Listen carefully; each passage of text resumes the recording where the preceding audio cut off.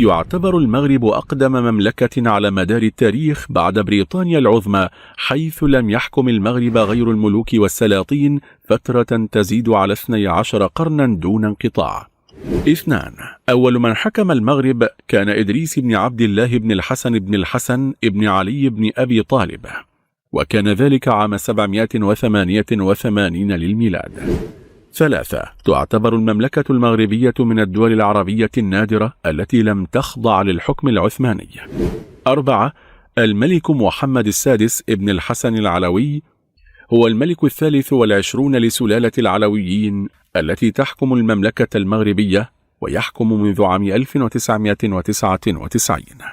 5. في عام 2011 أصدرت مجلة فوربس قائمة بأغنى ملوك العالم، حل فيها ملك المغرب محمد السادس في المركز السابع بثروة تفوق 2.5 مليار دولار.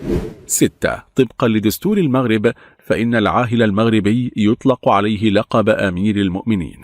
7. المغرب لا تملك أي مصادر للطاقة الأحفورية مثل البترول والغاز الطبيعي. 8. يتمتع المغرب بأكبر احتياطي فوسفات في العالم بما يصل تقريبا إلى 75%، وهو ثاني منتج لهذه المادة عبر العالم بحوالي 30 مليون طن، غالبيته يتجه نحو التصدير. 9. يشكل الفوسفات أحد أركان الاقتصاد المغربي، ويقوم الفوسفات وحده بتوفير نصف مدخرات المغرب من العملة الصعبة. 10. يعد المغرب أول مصدر لسمك السردين في العالم، مما يجعله في المرتبة 17 من أصل 25 دولة تصدر الأسماك عبر العالم. 11. سنة 2013 اعتبر المغرب البلد الأكثر أمانا في شمال إفريقيا. 12. تمثل السياحة بالمغرب مصدر الريادة، حيث تدر على البلاد مليارات الجنيهات، ويفد إليها سنويا أكثر من 7 ملايين سائح من شتى دول العالم. 13. مدينة مراكش صنفت أفضل مدينة سياحية في العالم عام 2015، متفوقة على باريس ولندن وغيرها. وفي عام 2016 أصبحت المغرب القبلة الأولى للسياح في قارة إفريقيا، وهي المرتبة التي انتزعتها من مصر.